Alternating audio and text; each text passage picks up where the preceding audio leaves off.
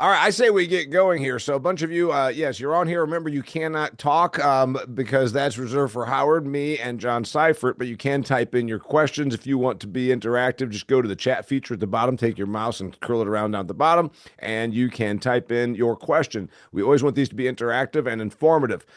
This is I think the eighth time I've been joining now, maybe ninth, the Howard crew and the Halderman Farm Management and Real Estate webinars, maximizing your farmland values. So we're talking about timber today. We got Jack Seifert, John Seifert, depending on which one you want to talk about. He is with the Indiana Department of Natural Resources. He lives in southern Indiana. He owns a massive amount of farmland and timber acres.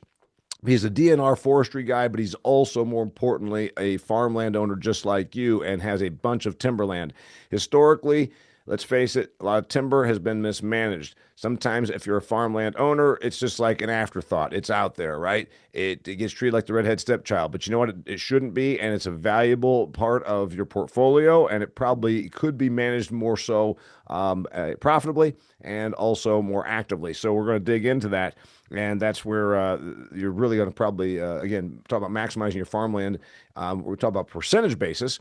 I was looking at my own farmland, and I have about roughly 300 acres owned, and about 65 of it is in hardwood timber, not counting some tree plantings that we've done. So to pretend that it somehow isn't valuable or somehow shouldn't be considered when you're talking about, and I'm guessing a lot of you farm owners have this also, maybe 10%, 20% of the acres you have actually have trees on them. Are you actually actively managing them? So we're going to dig into that. And Mr. Seifert is the guy. He is the hookup, and he's also a Halderman client.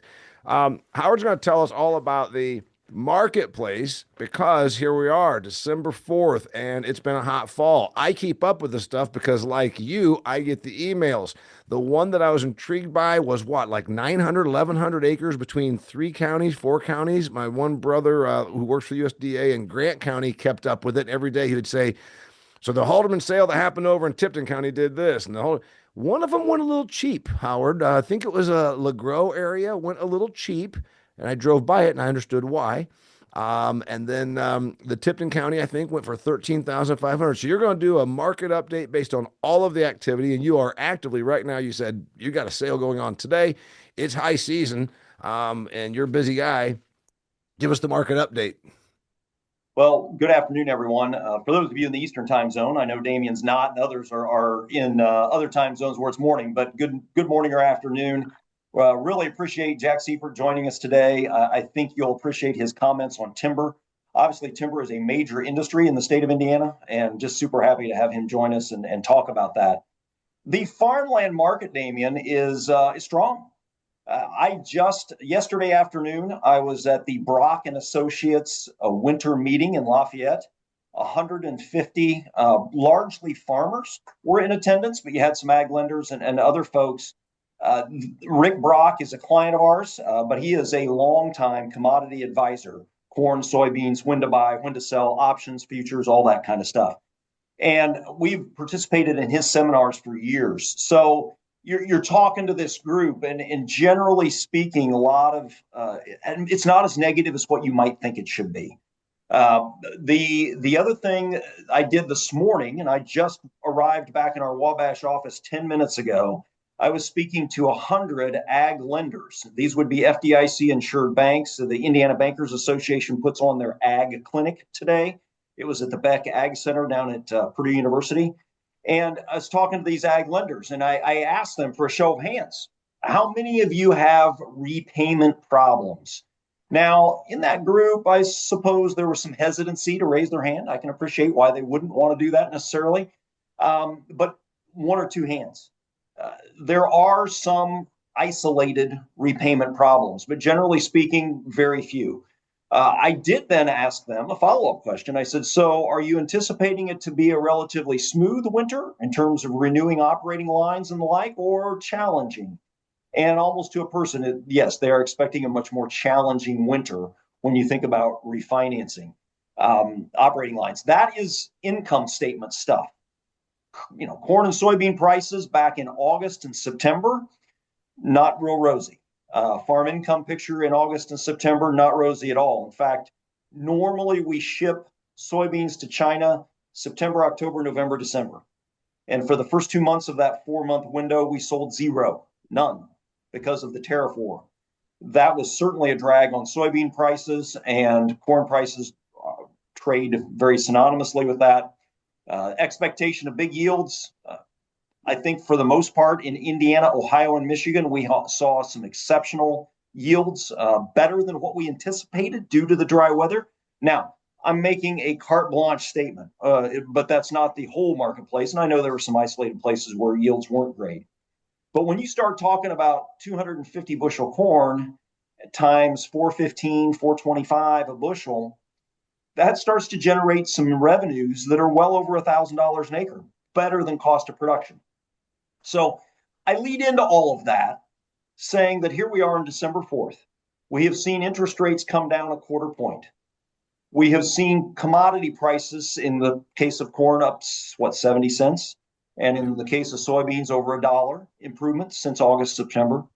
We saw yields come in at or not record yields, but better than expected. And all of that combined with now the federal government has supposedly cut a deal with China. We've sold them 2 million metric tons, 2.2, 2.3. Mr. Besant, the UST trade soybean farmer, secretary, whatever he is, but also a soybean farmer per his own statement. His statement that was published this morning said, we will get to 12 million metric tons with China by the end of the year. However, he didn't mean December 31st. He meant February 28th. I don't know what year that is, Damien. Maybe you do. But they will deliver on it, he believes. And so that will help soybean prices as we look over the next 3 months. Couple things real quickly on that. This has had the effect, and I think this is where you're going with this. It's created a confidence level. And since you were just on the campus of our alma mater, I just heard on a ag publication yesterday, the farmer confidence rating has in November did a tremendous uptick. And in large part, I think you're looking at the reason. We saw those crop prices come up. Now, some folks weren't getting the 1170 soybean number because of basis and those kinds of things, but confidence has a lot to do with these numbers that you're talking about, and that's, I think, where you're going to go with this. Am I right? So I'm going to share my screen, and you were talking about this chart right here. So this is the Purdue Ag Barometer. They do it every month. They measure 400 producers around the United States, and it's a sentiment index. It's a touchy feeling. But are you willing to make investments? How do you feel about the future of agriculture? Will you make capital investments? A lot of questions go into it. And you're right, Damien, it jumped from the 120s into the 139 in the month of November. So you look at, historically speaking, that's a pretty high rating. What I'll do is then go back a few slides. And again, this is from my presentation I did an hour and a half ago. But here's our WAPI chart. And I know you always ask me to explain what WAPI is. Just as a reminder for folks, WAPI is Weighted Average Productivity Index, WAPI. Soils in Indiana, Ohio, and Michigan, and Illinois, Iowa, all the Midwestern states are rated for their ability to produce corn. In Indiana, Ohio, we really can find a lot of synergies there.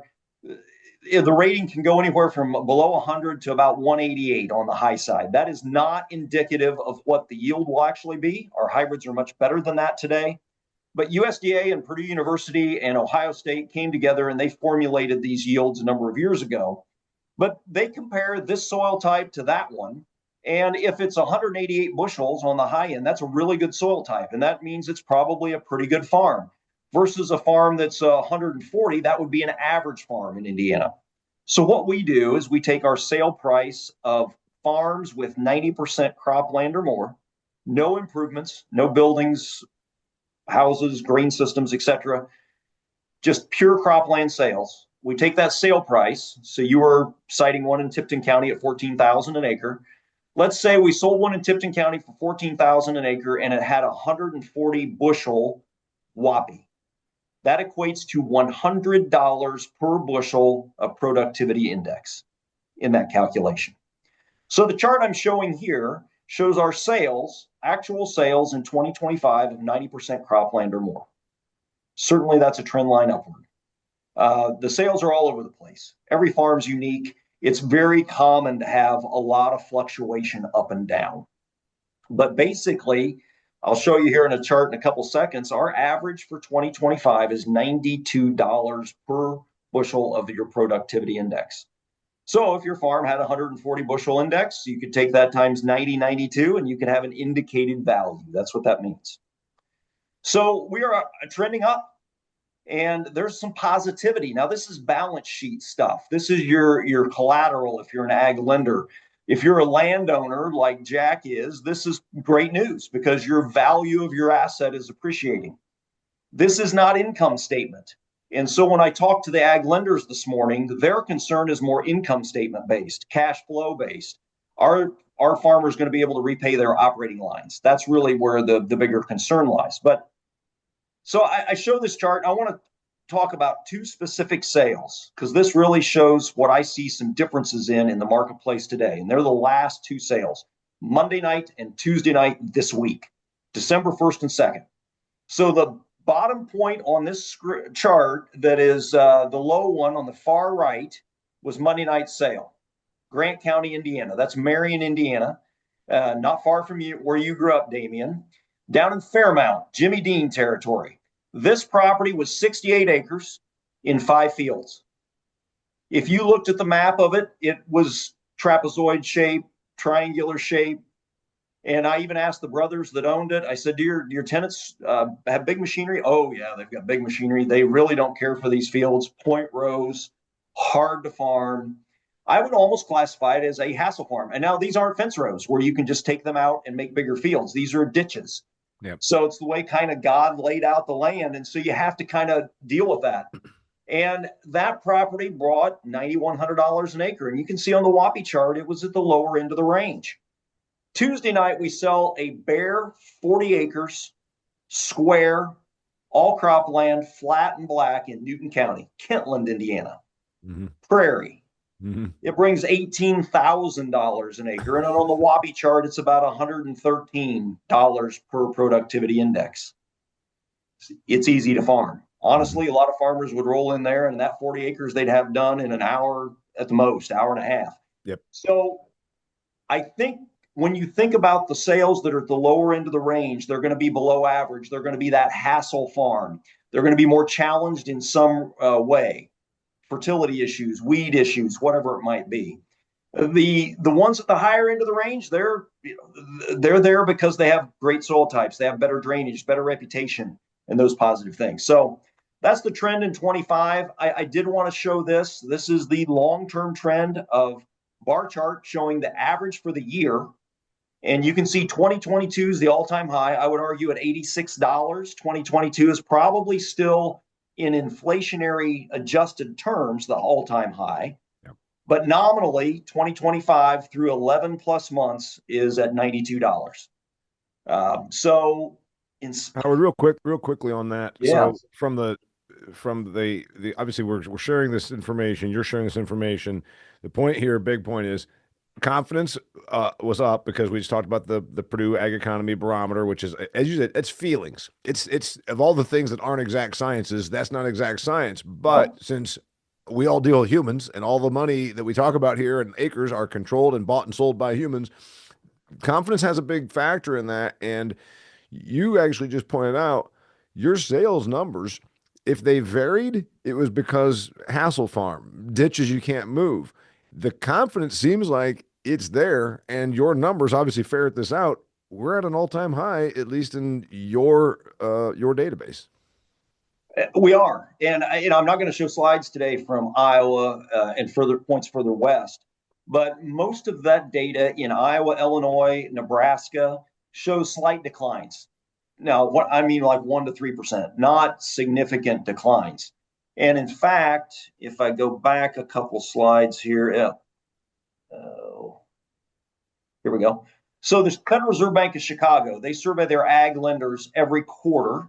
This was the one that ended in October. So if you look at the bars in the middle of that chart, it shows Illinois, Indiana, up 4 to 6% in the past 12 months, October to October. Iowa down a little bit. Western Corn Belt, and Damian, I know you do a lot of work out there, but the Western Corn Belt has less population, less influence from manufacturing. We've talked about this before on this on this webinar, where we have a halo effect from data center transactions, from LEAP projects like at Lebanon.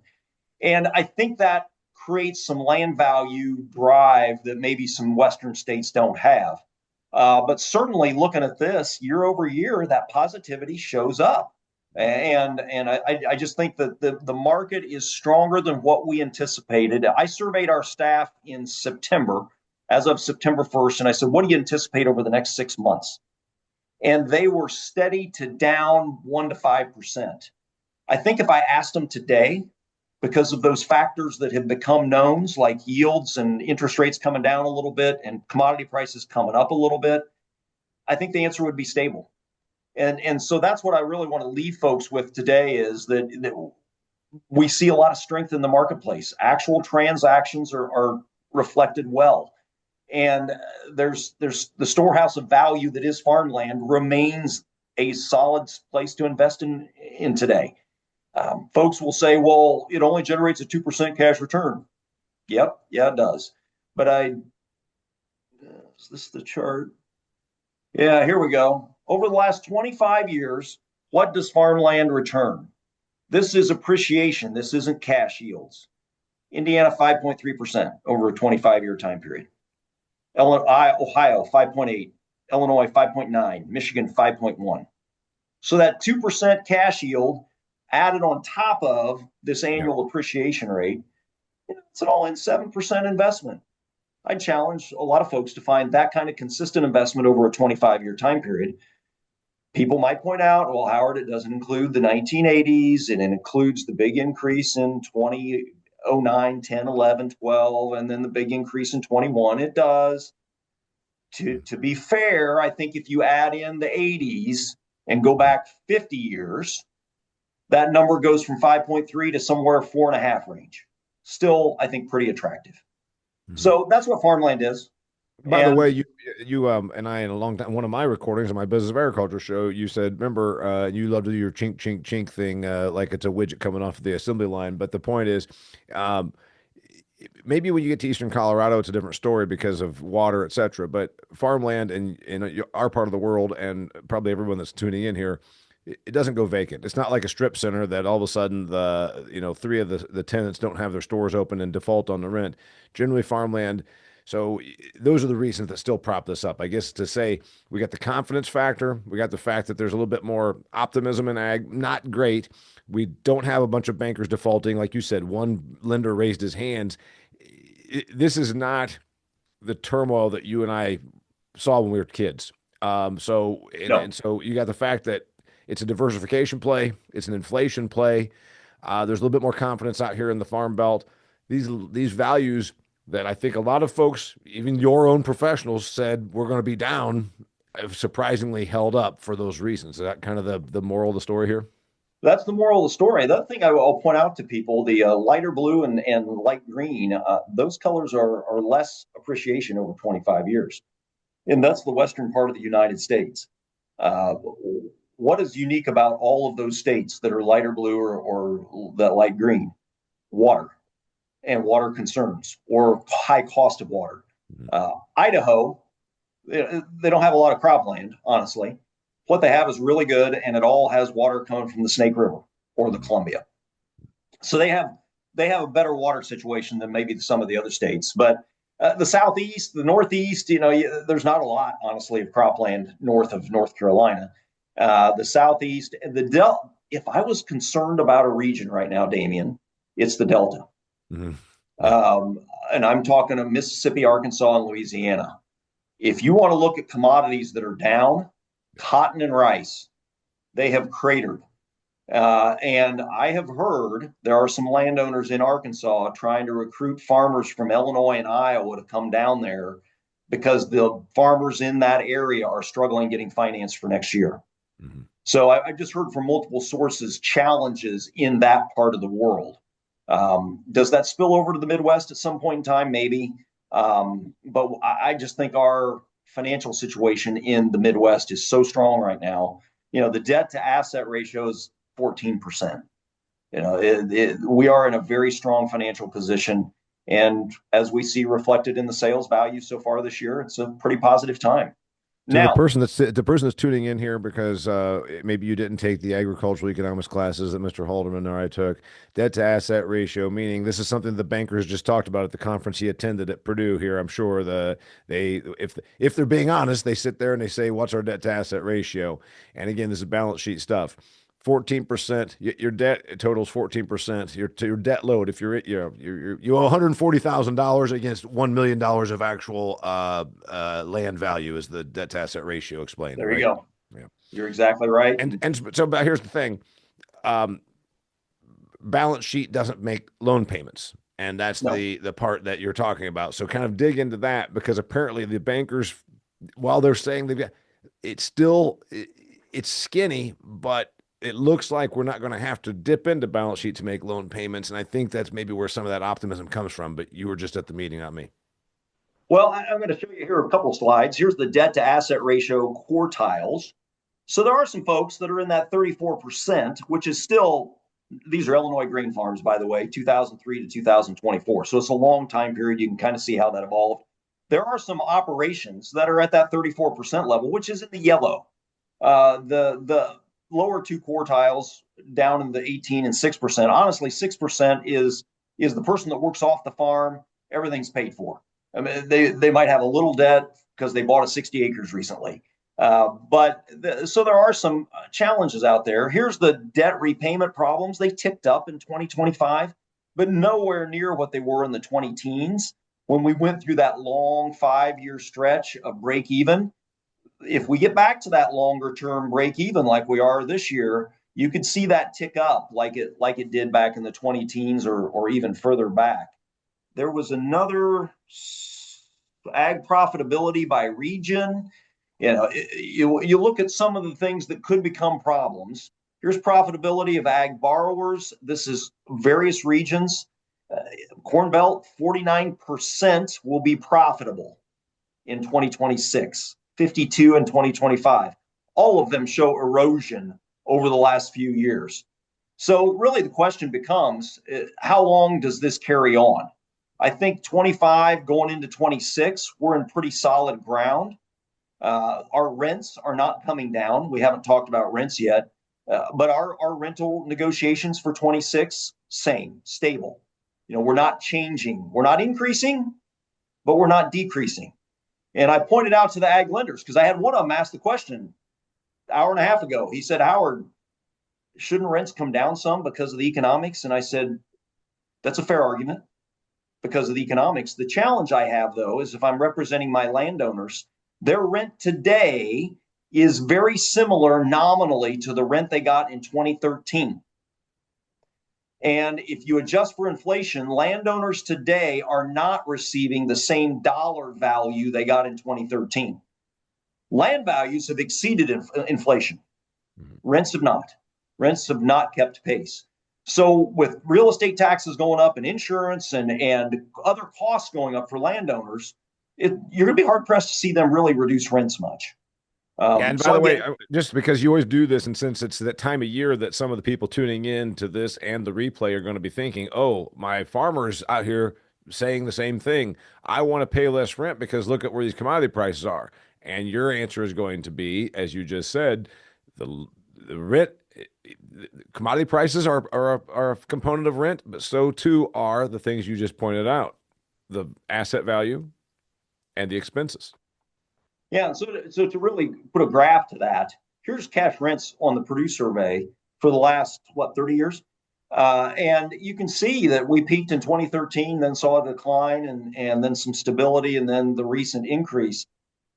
But Damien, if you put inflation on that, going back 12 years now, your dollar today is not anywhere close to the dollar received in 2013. So that's the point on the rental side. The basket of goods, this is the thing. Everything from your groceries to your insurances, which are prohibitive at this point, to buying a new pickup truck or whatever, you can argue easily up 1/3 from that last time.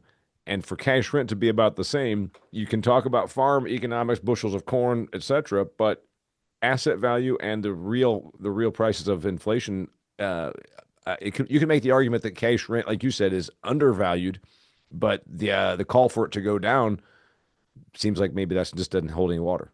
Well, you can make the argument. However, at the end of the day, rents are determined by the market. It doesn't matter if they've kept up with inflation, right? It's a matter of what the market will pay.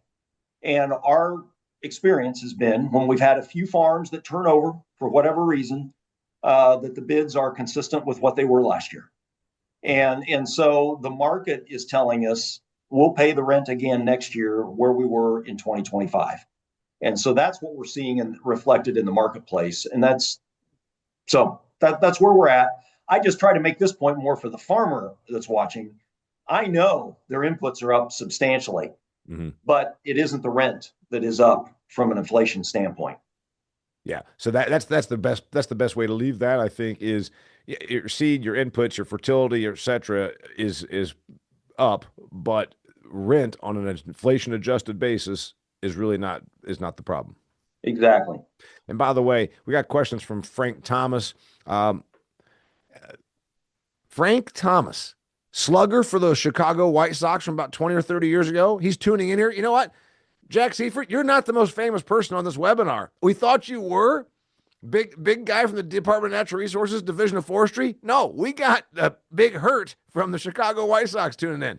Frank asks, is the WAPI data from Halderman auctions only? It is.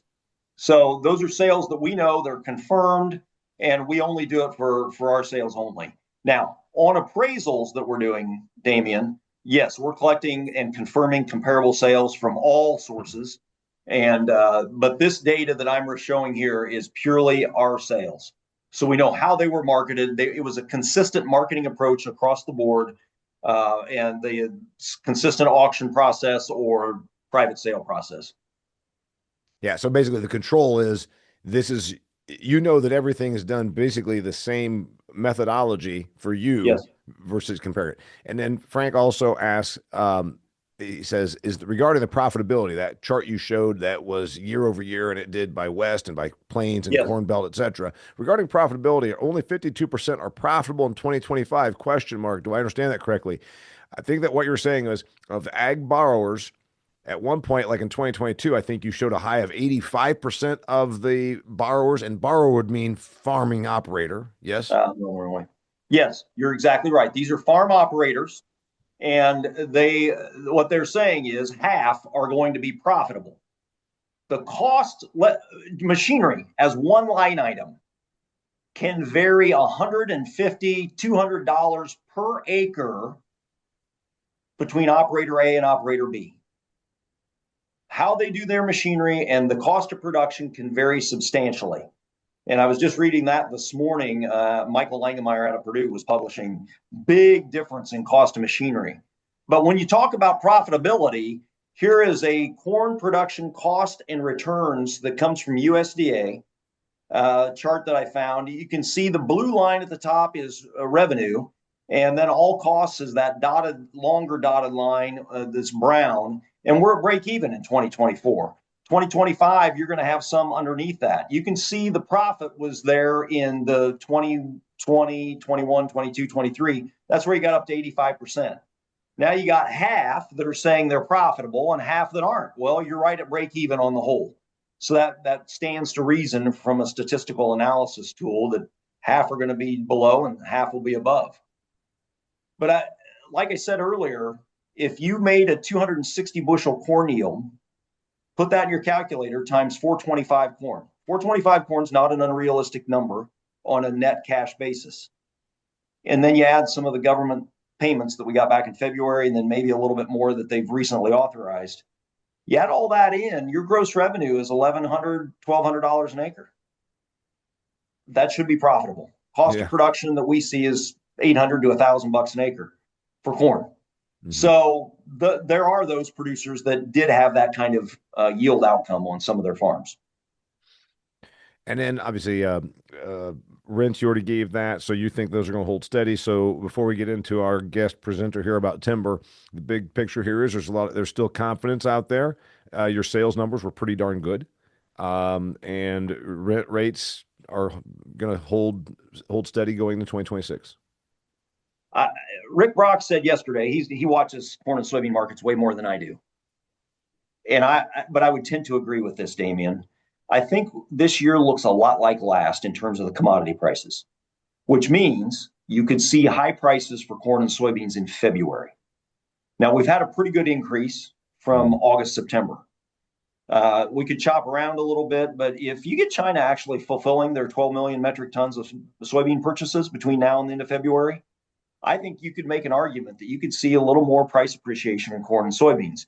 Combine that with maybe the Fed lowering interest rates another quarter point, and then maybe the federal government do get their $10 billion out the door.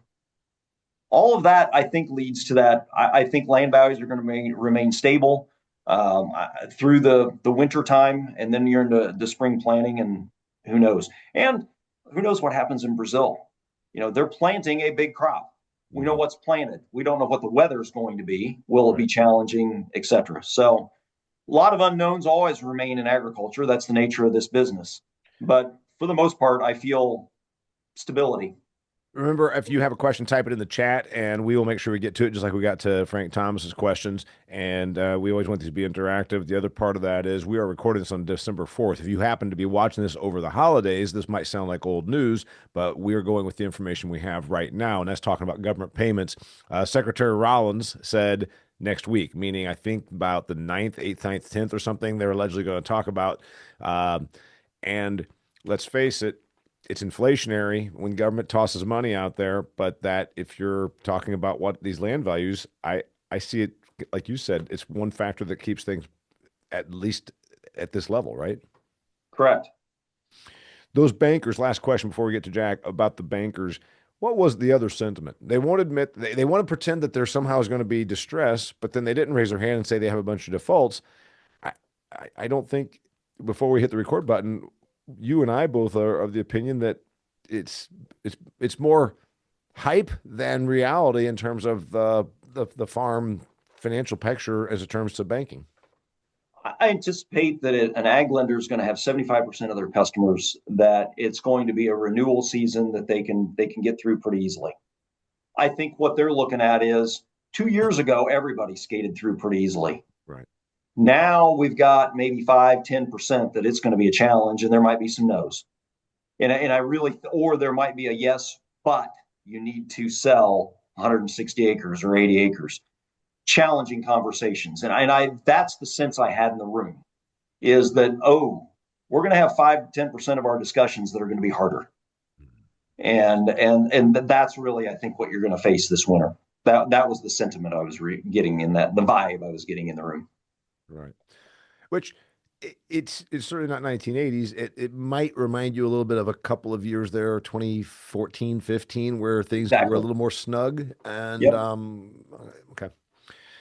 All right, moving on to Jack Seifert, John Seifert, whichever you want to call him. He doesn't mind. He said he's been called a lot worse things. He's the he is with the Indiana Department of Natural Resources. His actual title is the Director of Forestry, I think is what his title is down there. We're going to talk about forestry. We're going to talk about timber. We're going to talk about your asset. And we got all kinds of questions, and we want to hear your questions also. So we might as well go right into values since we just came off the whole thing with Howard talking about values. Is timberland worth anything right now, Jack? Excuse me. Yeah. Excuse my voice. I got a little cold, but I'll do my best to convey my thoughts to you. Yeah, timberland's held its value fairly well. It's kept up, I think, just as well as the ag side has, as far as price per acre is concerned. There's just a bigger pool of purchasers who look at that land base beyond just the trees. The trees is an asset that they may cash in at some point, but it's recreation, it's hunting. So it's for those who don't look at agriculture as their only business, the forest land, the timberland is really a unique commodity. Indiana, actually, I think going to the forestry booth at the state fair has a whole bunch of data, and I'm one of the people that can always look at the leaves and identify the tree. Yes, I'm not as good as you, but I'm okay on this. But isn't there something like Indiana is the top three hardwood production states by value or something? Where we've got a little data point that most people don't realize. Well, the thing that makes us really truly unique is that we grow it, we manufacture it, and we sell a lot of it in the state. So we look at at secondary manufacturing as a big component of the total forest industry in Indiana. So yeah, it's a unique concept here for us.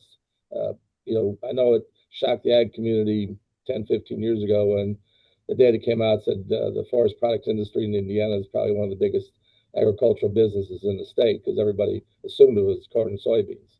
Yeah. All right. So I started my outline by saying historically, it's my perception that much timberland is mismanaged. And we opened when before we went into Howard's update. Am I right about that? And it's not an indictment of companies like Halderman, but in general, most landowners, it's my perception, haven't viewed this as an asset that uh, needs active attention. I would agree with that. I mean, again, you have such a different, diverse ownership base that value that timberland for different reasons. And the trees themselves are just a part of it. And if it's done really well, it's an incredibly renewable crop. I mean, we base a lot of our management on re-entering these forests every 10 to 15, maybe 20 years for harvest. I always joke with a Halderman representative in my area, and I can pay off a loan on my timberland faster than I can on my ag ground. Is that true? Absolutely, it's true. If you buy the right land, it's got the right stocking. Absolutely. So, by the way, what you just touched on, then that means there's the person that says, "Well, I'll just buy this chunk of farm ground or this chunk of land that's got timber on it, and I'll just go in there and rape and take every tree off of it and pay the note right back." That's not what you'd call good management, though.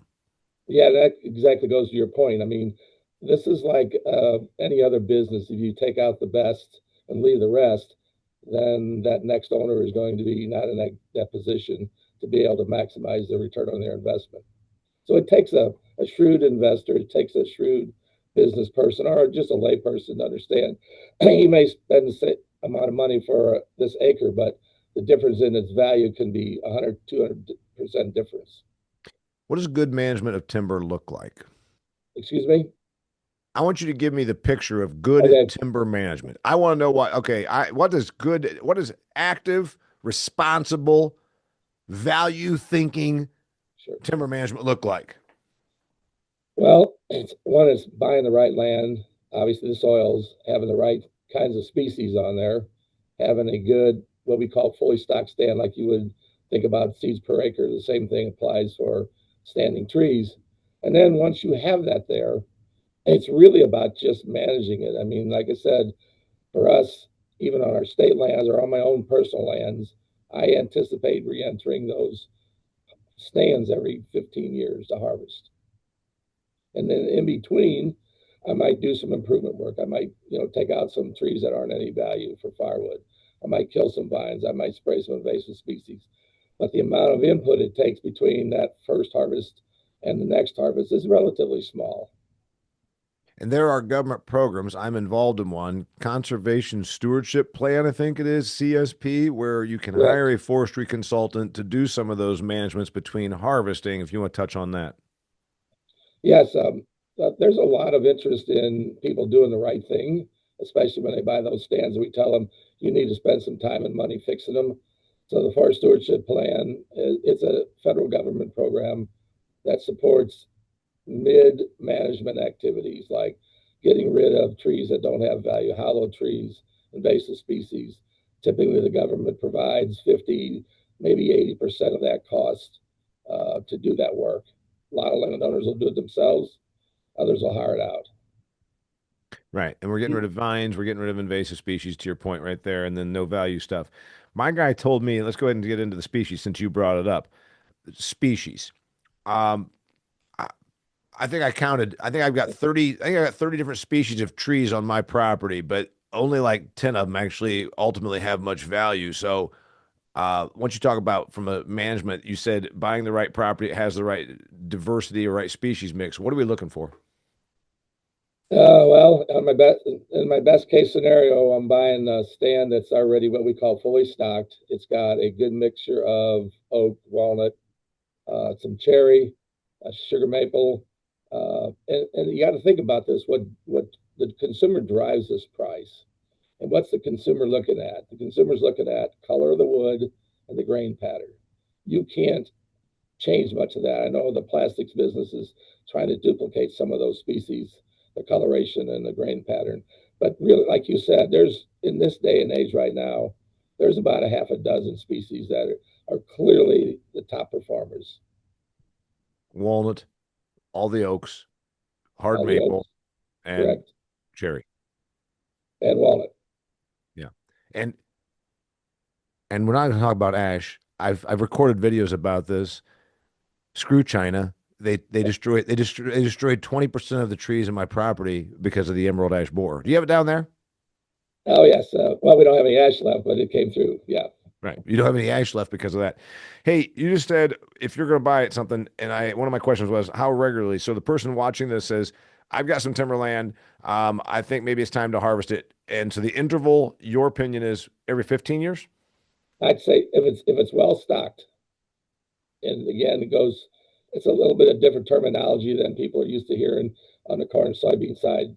But, it's like anything else. You can only carry so much timber on an acre. And then at some point, it starts to die. So once you approach that maximum productivity, that's when you want to enter the forest, make a thinning, and start it all over again. And the trees will grow back within 10 to 15 years, and you start it all over again. Well, But Jack, if the woods had been heavily cut by a previous landowner, then how long might you be looking at for that restocking to come back? And should you do any planting to help that? Um, I'll take the first question. It's relative. It depends on the species, depends on the soils, and how hard it was cut. But typically, we see, and I bought some of these tracks that were highly harvested very heavily, and I anticipate the next generation dealing with it. Now, if it's not been cut real hard, so that means 40, 50 years. Right. Those are the tracks you don't want to pay the going market price for unless you got other uses for that land. yeah. So the Good point is, point. if it's been really heavy, it's been basically raped and mistreated. It just there's not enough time generally to get the return. You're buying it Right. cheap. The play there is to buy it cheap and then say this is for the kids or grandkids. And then to Howard's point, do I need to go in there and plant? Do I need to go in there and say this thing's been so screwed up it needs to I need to hire a consultant to come in and plant hardwoods, or do most of them regenerate on their own? Almost all of it regenerates on its own. I mean, we can start out after a heavy harvest and have in 3 or 4 years have 10,000 stems per acre. Then it's just a matter of trying to, if you want to invest, we're telling people not to invest any money in planting. It's better to let the trees grow for the next 10 or 15 years and then go and select the ones you want by what we call thinning. And And that's getting a process. that's where you're getting that's where you're pruning out and killing off Right, the undesirables, etc. right, exactly. Now I want to go back What to one of your discussion points is the key is you want to buy it at the right price, whether it's good land or poor land. It's all relative there because if some of the poor land, when we talk about productivity, could have some of the best species mixes on it. So you have to kind of be a little careful there. It's a lot more complicated than saying, well, this I'm going to pay this much for it. Yeah, it's got big trees, but the big trees are the wrong species. They all pay the same. They all go to low grade products like pallets, railroad ties. So you see, Frank Thomas has a question, so we'll go to his. Um, he says, "How about tulip poplar?" Hey, wait a minute, help me out here, Jack, because I'm an amateur forester. You're the professional. It's either a tulip tree or a yellow poplar, but everyone in Indiana calls them tulip poplars. Am I right about that? That's correct. Okay. Yes. State tree of Indiana, by the way. He asked about its value, and I have a property that's got a whole bunch of tulip trees on it myself. So, is it a high value species? I think I know what you're going to say. Let's start with that one. I'd say it's medium quality species, but it's one of the best performers. It grows like southern yellow pine. It just grows. So from an economic standpoint, if you look at it over a 50-year period or whatever, it's probably going to be competitive with a lot of the upper tier species. It's just really a fast grower. So it grows fast. It's certainly not a junker. It's not going to be like an elm or a buckeye or something like Right, this. It's never going to be, at least it historically, has not been any way lumped in with the walnuts, for sure, right, or even the oaks, right? Or correct. And got it. it gets used for lots of others. It's used for so many different uses that that's why it's always been a consistent performer year in and year out when the market's up or the market's down. So, and then tulip end up a lot of trim, a lot of trim. It ended up it's trim. It's ended up you'll see it in baseboards, even in backs of furniture pieces. So yeah, it doesn't have a lot of character. It's just almost I consider it a commodity. I always joke with my farming friends. I said I like to be in. I don't want to be in the commodity business like corn and soybeans. I want to be in this business that I can set my course and I can export this wood to Europe, to wherever, because not a lot of countries have the quality and the species that we have. All right, so let's talk about the sale since we're talking about values of the wood. Uh, and I've been a speaker at the Indiana Hardwood Lumbermen's Association. You may have been there in downtown Indianapolis about 6 years ago. Yeah, Um, there's a bit of a reputation that timber buyers have, maybe deservedly, where they like to find the 80-year-old widow and go and buy her a cup of coffee and tell her, "Hey, we're only gonna take 10 trees, but we're gonna give you $500 for them." And they take 10 of the most valuable trees and leave you a mess, and they give you $500 for $10,000 worth of trees. It seems like there's their reputation. So the person that's watching this now live or on a replay, how do I go about selling so I don't get screwed? I would never sell my timber on a one-on-one negotiation with a buyer. It's just that plain and simple. If you're not in the business like you guys are in the corn and soybean business, you have no idea what the market's telling you. You have no idea what cost of production is. We never sell timber unless it's on a sealed bid basis. So that means we will mark the trees, we will advertise the trees, and then at a set time, the bids will come in. So It's Jack, I just think you it's make a really a process. yeah, I think you make a really good point. You're marking the trees you're willing to sell. Now, me as a Correct. landowner or a farm manager, I don't know which trees to mark. So, are you working with a consulting forester, or do you do that to yourself because of your own knowledge? I do it myself.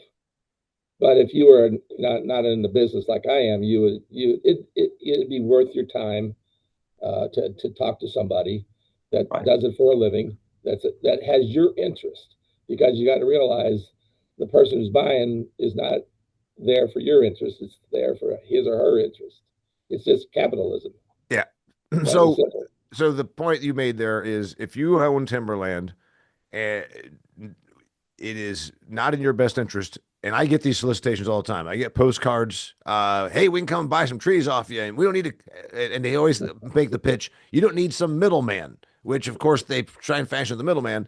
When I did sell, I did use a consulting forester, and I believe that obviously professional advice, professional marking, professional overseeing of it, and I think the rate was 6% of the sales. Does that sound reasonable, Jack? That's pretty close. It goes between 5 to 10. Okay. And Yes. Jack, I Go ahead. recall some timber I sold once getting 100% difference in bid price. So, do you see that in your sealed bids? Is 100% normal? And in my case, it was 28,000 on the high end and 14 on the low end. But for the same trees, same Yep. 177 trees that we marked on that 40 acres, is that typical that you see that kind of range? Yes, absolutely. I mean, if you don't see, it's rare that we see a cluster of bids that's, a few $1,000s apart. I mean, typically, even on my own personal sales, I could see a $50,000 difference between the high bid and the low bid. I saw And your And why by the is way, it could be, and answer this. I mean, you're laughing. Is it because there's a timber out there that's just trying to screw over the poor old widow? or is it that they just didn't need the tree? I mean, what's going on there? I mean, that's a hell of a spread. You're not going to Oh, absolutely. if Howard takes a semi load of grain soybeans to Kokomo and then also drives it over to I don't know Coscaso County, there's not going to be $5 offer and then $11 offer. I mean, what's going on here? Why you timber people It's so shady is really what I'm talking about. it's like selling diamonds. It's the size, color, shape. Uh, Somebody has a market. Somebody may have an opportunity. Somebody may not want the wood that much. So there's a lot of things that play into this. You could have the same person, and we've had this happen before, who would bid on one sale one day and win the bid and come in and bid on a second sale a week later and be the low bid and be 100% difference in the price. He may not have needed the wood. He's got a crew. He's got to keep making the payments. He'll stretch it. He'll do what he has to do to make a profit at it. So I know that perception's out there that low bidder is trying to take advantage of that landowner. It's just that they're looking at it differently. They've got different markets. They've got different opportunities. When we did my timber That's sale, the same thing about cost of production as well. I mean, in the world we're in right now, you have people who have mechanized harvesters that can move twice the amount of volume on a day, where the old timers who have a single skidder can't do that. So all of a sudden, production costs come into this. I believe that I used a consulting forester, and I believe they took 6%, and it's been a few years. Um, but I remember we got four. I think we solicited multiple, but we got four Right. bids. Is that enough? Yes. Okay. We sell. Normally, what we tell people is if you get 2 to 3 bids on a sale, uh, that's pretty good. It's not what you want. You like to have 6 or 7, but in a market we're in right now, which is down, uh, if you get 2 or 3 people bidding on a sale, that's probably what the market's telling you right now. It's just, that's just the way it is. Okay. You led me right into it. You said right now the market is down. So we Mhm. spent a lot of time talking about WAPI, and we talked a lot about corn, and we talked about the values. We talked about cost of production. We talked about all those kind of things. If those trees out there are a crop, are we? Is it $9 soybean equivalent right now, or is it $11? What are these trees? What are they like, value wise? Um, Value wise, I mean, you could have a tree that's worth $100, same size as one that's worth $1,000, sitting side by side. And when you tell that to a landowner, I mean, I've had lots of private landowners who look at a 24-inch diameter yellow poplar, and it may only be worth 150 bucks. He says, "I'm not going to sell it for that." Well, if you don't sell it, it's going to die. So, and you can have a walnut that's half that size, it'd be 10 times that value. It's just the difference in what the market's telling us. We want walnut. It's got export potentials. It's got domestic use. You got white oak. It's got export potential, domestic use. You got red oak. It's predominantly a U.S. based commodity, but it does have some exposure in China. So the export market for us is huge, even in the high end and medium quality wood. Got it. So we don't need to go by species. We already talked about walnuts generally the Yep. highest, and then the Yep. oaks, and then the hard maple, meaning sugar maple, and then cherry, and then you talked about something like tulip being in that middle value. And Mhm. what else would be in that middle value? Hickory, something like this. Yeah, hickory would be, and hickory's one of those species that was in the high quality slash brought pretty good money, but it was a slow growing species. So there's a few species that move in and out of that medium quality range. But if you think about it, it's almost always about the grain and it's about the color. So give me a few more of those species, just because the people tuning in here, maybe it's a tulip and hickory might fit that middle strata. I'm assuming cottonwoods and sycamores are never going to be valuable. No, no, no. I mean, they're not I don't say they're not valuable. They're just not in the upper tier. Yeah, Right. yeah. So Jack, if I had timber, would you sell it in 2025, 26, or would you, if it didn't matter, I don't have to have the money. The Mhm. trees aren't dying yet. Do I hold it a year or two to a better market, or what's your thought on that? I'm holding, You're holding. Okay. mainly because we don't know how the tariffs are going to play out. We know domestic demand is down because the market's down. And unless the stand's got trees that are dying significantly, you can hold that on the stump for another couple of years to see what the market does. And I And know the a lot trees of get bigger. consultants, yep, are holding on some of their clients, especially if they have medium quality or medium quality, medium value species they're holding right now to see what the market's going to do. Because again, 5 years ago, 75% of the lumber we were cutting in our state was going export. That's huge. What is that number today? 40, 50%. Down below 50% right now? Yep. So we went from more than 3/4 of our wood that we cut in Indiana went overseas to today less than half. Yep. I'm talking about the quality wood, not the low grade. Because the low grade, in many cases, could barely pay its way out of the woods. The low grade can barely pay its way out of the woods. You are doing a little bit of forestry talk. Remember, all of the people tuning in here are not as sophisticated. They don't hang out with a bunch of timber jocks like you. All right, now let's bring it down a notch, Jack. Okay. I got a question from Hank. Hank asked the question: what is the minimum size property that a forestry company is willing to work on? Now, I think there was two things here. Forestry consultants, like we said, I'm just going to say this: wouldn't most landowners be dollars ahead to hire a qualified forestry consultant?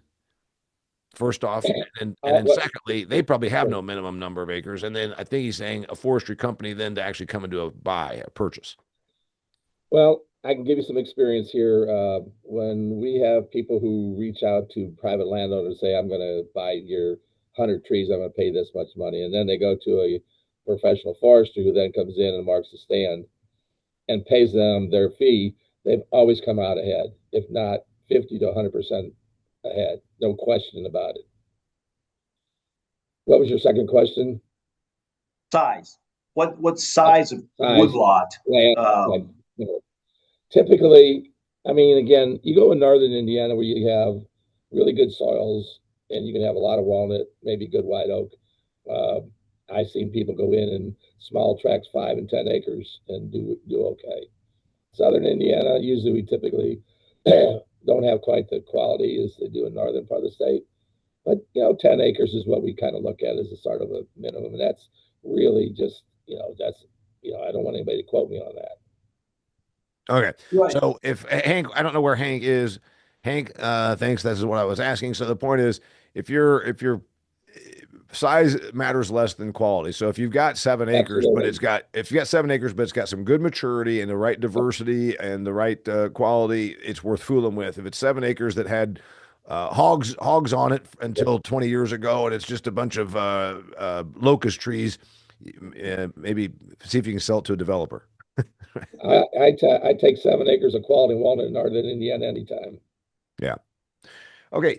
Talked about Howard offered the example. He said we did 177 trees on 40 acres. So while we're talking about size and acres, etc., by my math, I'm old fashioned. We use an actual calculator.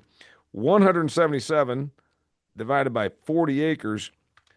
That means it took 4.4 trees per acre.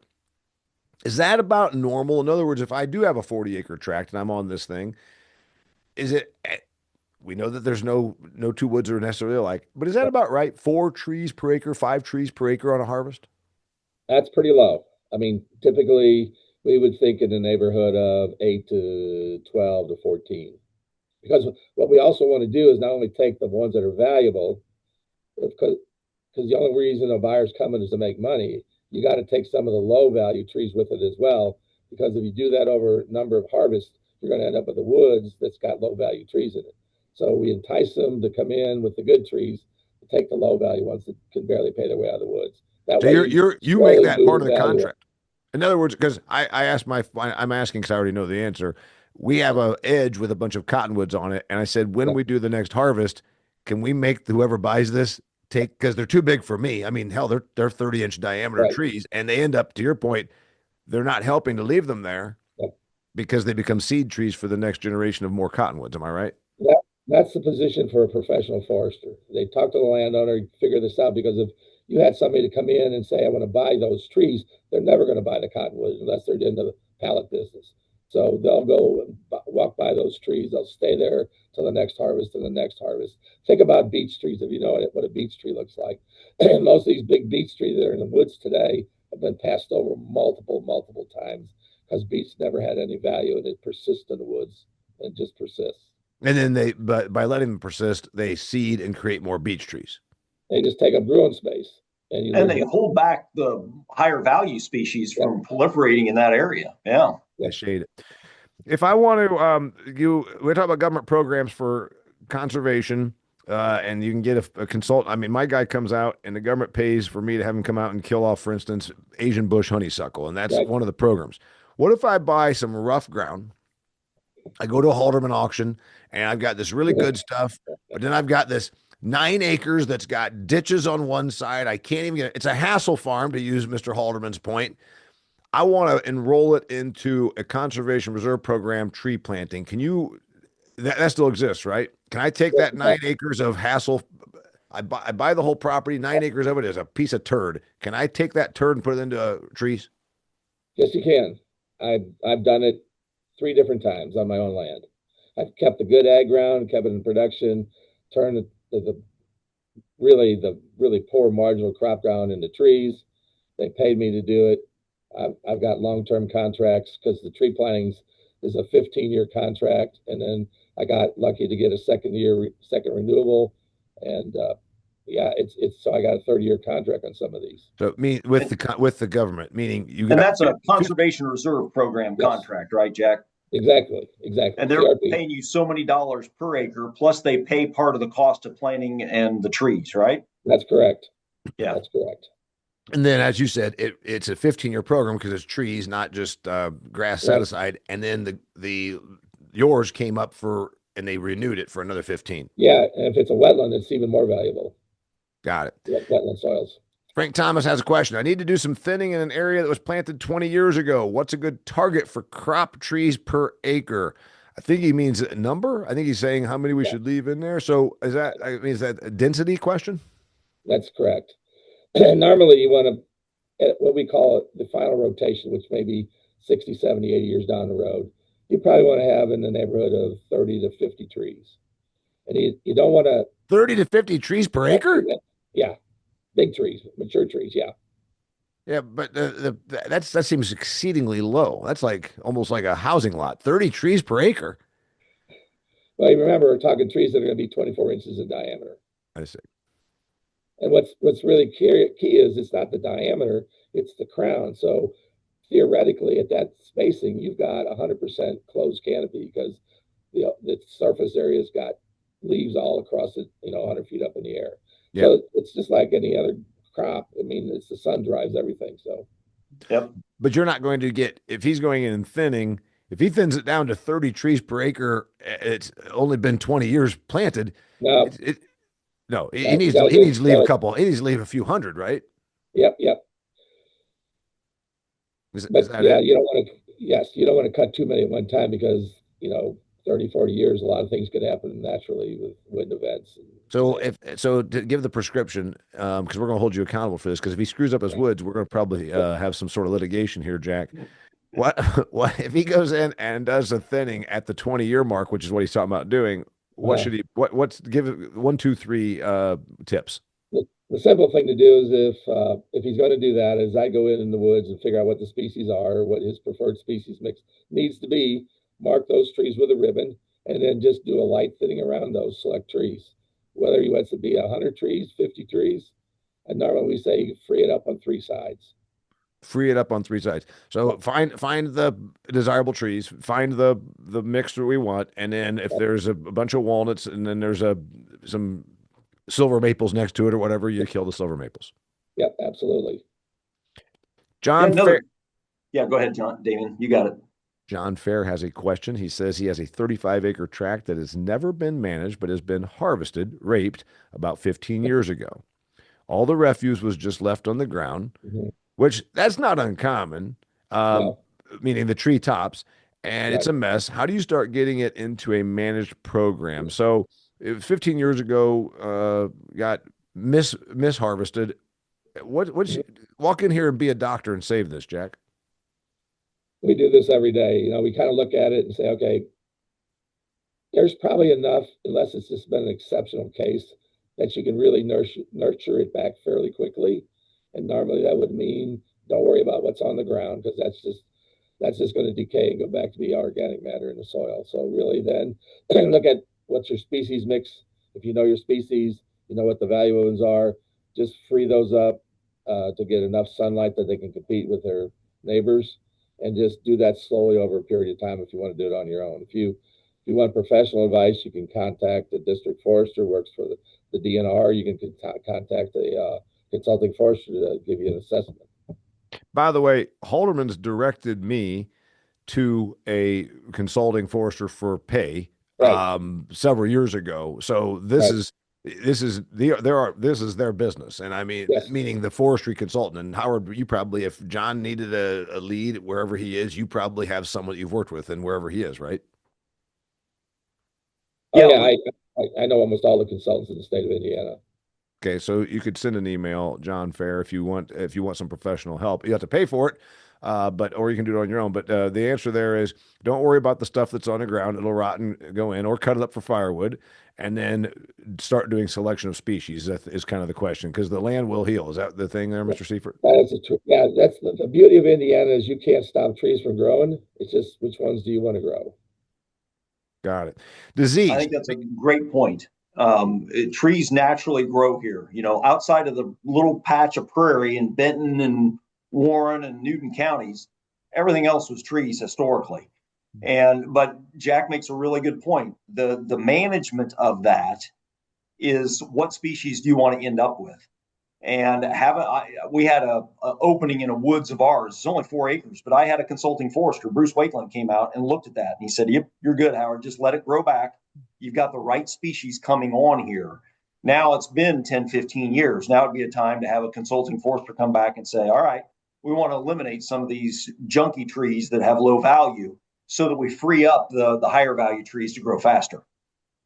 And you could also be in the same position where you have too many of a good thing, and you got to thin them out so that you Yeah. concentrate on a smaller group. Because Mother Nature's going to thin them out, and they're going to go back to the organic matter eventually. Disease risk, and Mhm. bugs. You know, I talked about, and I'm not still happy about the Chinese destroying all the ash trees. And one of my chunks of woods, I'd say 1 in 5 of the trees, it probably was a little too dense. It was probably a little too much of ash, and maybe that's why I got hit so hard. So we lost our ash. Ash was about a mid-level value, right? It was you'd put it in there with the Yes. tulip and the hickory. Yeah. Yep. Yep. There's nothing you can do about that. I couldn't go out and spray and kill the emerald ash borer, could I? Now you could inject a pesticide into it if it's in your yard tree, and for a couple $100 every other year. But in the woods, yeah, they were on their own. Right. So what can I do? I need to worry if I am tuning into this episode to hear you and I say, man, I'm more in a bug or disease risk. Is there anything I can do or should, is it more a matter of prevention, I'm guessing? What we tell landowners is diversity is key. If you Yeah. can keep the top 6 species in the woods, one of them is going to make it eventually. So that's kind of, we've gone through emerald ash borer, we've lost chestnut, we've lost butternut, we've lost American elm, and we anticipate there'll be the next bug coming from overseas. But the diversity is the key. You just got to keep it diverse because Do those trees come back? realistically, there's no way to spray woods on an annual basis. You just Do, can't do, afford to do it. do those trees come back? Will the grandkid will Howard's grandkids see ash trees again, or American chestnut or whatever you call it, American elm? There's a lot of research going on and finding some bioengineering to be able to bring in some resistance. I think you'll see some of these, but you won't see them in the woods like you do like they were originally. You might see them, on people's yards and stuff. Uh, but we shall see. I mean, I may be wrong. Who knows what 100 years is going to bring? Howard, at Holderman, you've obviously got a lot of farm clients. I'm saying that have this land, and then they say we want you to also take care of the woods. What's that look like? Great question, because the Eastern Corn Belt, like I said, we were historically all trees 200 plus years ago. And so it's very common to have a 320-acre farm that we manage that has 40 acres of woods on it, someplace. Yep. And we manage every acre. So we're going to try to manage that woodlot no different than we manage the row crop land. And what Jack's talking about is exactly what we're going to do. Yeah, we are not timber experts at Halderman. but we're smart enough to walk through a woods and say, there's some pretty good diameter stuff here. It's got some oak, it's got some walnut. And so as a result, we're going to bring in a consulting forester, and that consulting forester is going to come out and kind of quantify what's the value of the timber in this woods. And is it worth investing more into the management of that and taking out the invasives and the vines and basically doing some selective timber cut to enhance the high value trees? We ideally we want to do exactly what Jack's talking about. Harvest that woods every 15 years. You harvest a corn crop every year, you harvest the timber every 15, and you can get, with selective harvest and proper management, you can get a very productive woods where you can get that kind of harvest every 15 years. What you can't do is clear cut. You can't just butcher the woods. And it also requires a degree of management. So those are some things you can do to try to get it to that, and that's our goal. Now, as you said, if it's been, had hogs in it 20 years ago and it's along the road, you might be better off looking at residential building sites if the landowner's really looking to monetize that asset. Yeah. And I don't know that in $10 soybean worlds, you want to clear out a crappy woods to try and put in the soybeans, because you went from one non-return to another non-return plus the cost of excavation. I mean, but you get asked those questions, I'm sure. Yeah. That's part of the analysis. A lot of times the woods is there because it was wet. That was a wet part of the farm. So you got to be really careful that you're not invading a wetlands, because you can quickly eliminate your participation in a lot of programs and have a lot of folks coming after you. So you really got to be careful about those decisions. But that is certainly a consideration, is if there's a woods on it that's not real high quality and it's breaking up. I know of a farm that we managed that had 3 fields. We eliminated a lane, we eliminated a woods, we made it one field. Yeah. That is way more efficient for today's large farm equipment to farm. And the timber that we were able to take out of that woods paid for the clearing of the remainder. And so economically, it was a break even to get that converted to cropland. And that might be a little bit more of a push in the current economic environment for ag, but it's always it's example by example. It's case by case. Case by case, you have to do the analysis. So speaking of the analysis, if somebody on this watching the recording or on here now says, "I don't even know," because I'm not being mean, I happened to buy the family farm, and I got told from several of my people that there was $500,000 of timber on it. That'd be pretty excessive, wouldn't it, Jack? 25 acres of woods and $500,000 worth of that. You'd buy that property. Oh, absolutely. There's one tract that I didn't buy that was just 100 acres that had an $800,000 worth of standing timber on it. Yeah. Yes. Well, it turns out my siblings were wrong about that, but that's okay. And it might someday, in another 15 years. Hey, so the big point here is, Howard, if somebody says, well, we don't, the baseline is you can get an assessment and also a bit of an appraisal by some of the experts you work with. So, I mean, we're not breaking the bank. They can do an appraisal, kind of like you guys do appraisal on cropland. If they say appraise everything, you get an appraisal for the chunk of woods as well, can't you? They can do 2 things. Sometimes when we're selling a farm, we have them look at it and they just do a general, we think there's so many dollars per acre of value in the timber, and they'll put a range to it. That's not an appraisal. They being a consulting forestry consultant. Consulting forester, exactly. Or they can actually appraise it and they say, as of today, December 4th, 2025, the standing timber that is marketable, so 16 inches in diameter or bigger, the value of those trees is X. Yep. And they can do a hard and fast appraisal like that. And then on a acre basis, you at Holderman, of course, it's going to depend. Is there a road next to it? It did all those things. Is it wet? Whatever. You can do an evaluation. Say our consulting forester says there's this many dollars of trees in there right this second, and those acres are worth. Exactly. I mean, you have some calculus. It's worth less than the acre of corn next to it, but do you have a calculus on that? I assume. Yeah, a lot of your recreational land in the state is going to be trading at 5,000 plus or minus an acre. A third of really good cropland. But when you add some good timber on that, we've sold in the sale that Jack's referring to, that farm down in Jennings County. That piece with the 800,000 of timber on it brought a multiple of the cropland around it. So you can have timber drive the value much higher than what the cropland is. So it's highly variable in that. Jack, any last thoughts on this? We went through a lot about the values. That's what this is about Yep. maximizing your farmland value. And timber, we said we opened by saying a lot of times it's mismanaged or it's overlooked or what have you. So give me your final thoughts on all this. A couple things we didn't talk about. One would be that when you hire somebody to do an assessment of appraisal of the timberland, especially if you're just purchasing it, it's really important that you establish that basis. And if you do the basis right for the tax purposes, when you go to sell timber, you're going to reduce your tax cost tremendously if you have that basis established. So the point is, I paid this much dollars per acre. Howard just threw a number out to call it five or six thousand Right. dollars, but I I need to do something beyond just saying it was the $6,000 per acre, and I need to do it saying there was this much timber that I paid for. Yes, because you can deplete it. There's a depletion basis, which you don't have in the ag side, at least in the corn and soybean side. So once you establish the basis and you say that $5,000 you paid for that acre has $4,000 worth of standing timber, well, you may have to do some other calculations because that would put the land at $1,000. But nevertheless, let's just say you split it in half. That $2,500 an acre can now be depleted off the income that comes from that timber on your taxes.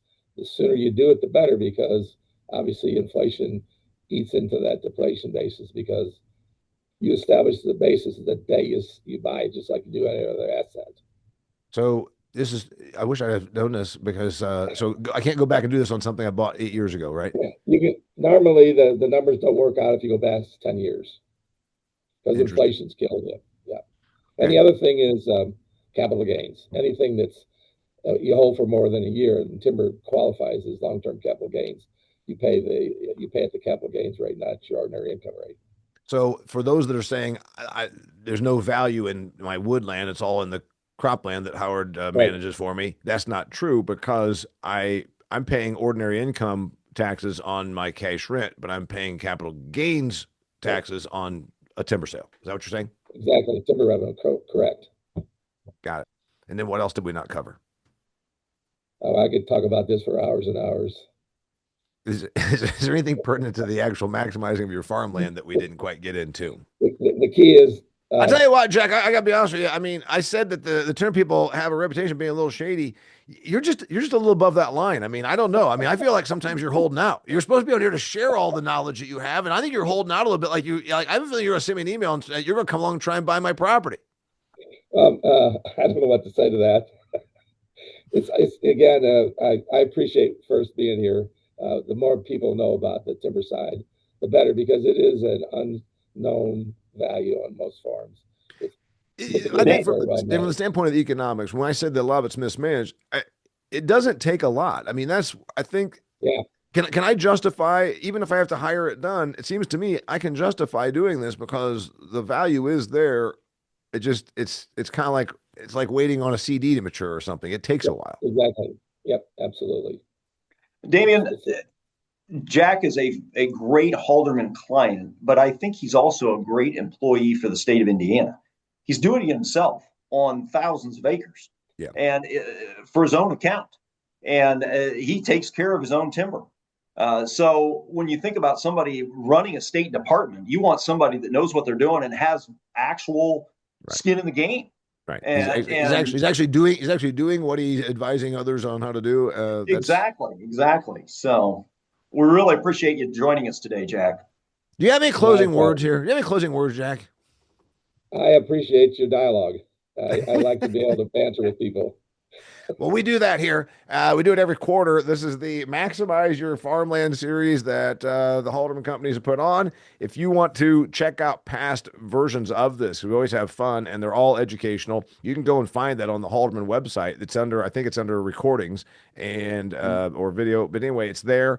And we have a lot of fun. We always have great guests on here. We've done stuff about estate planning. We've done stuff about drainage. We've done stuff about what are you not investing in on your farm's improvement right now that you could be? We talked about managing in the off season. We've covered a lot of really good topics. We'll be doing it again. We're going to do this again in probably March.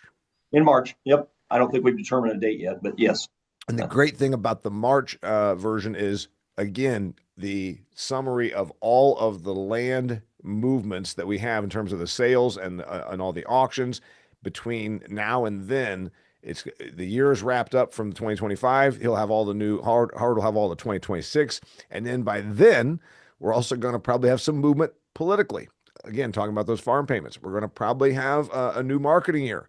There's going to be a lot unfolding between now and then. So whenever the date is announced, do mark your calendar, because the March webinar is always exceedingly chock full of information that you can use to maximize your farmland. Jack, if anybody wants to find you, where do they find you? Just Google DNR Forestry and our webpage will come up. DNR Forestry, and you can find out the expert down there. And what county are you in? What county you live in? Well, I live in Jennings, but that's just start at home. Got it.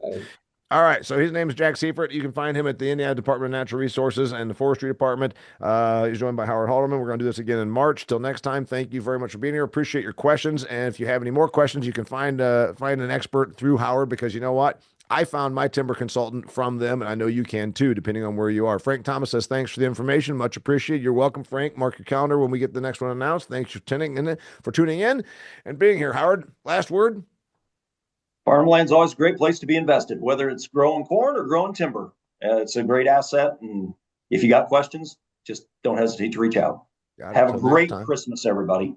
Happy holidays. Merry Christmas. Thanks for being here. Bye now.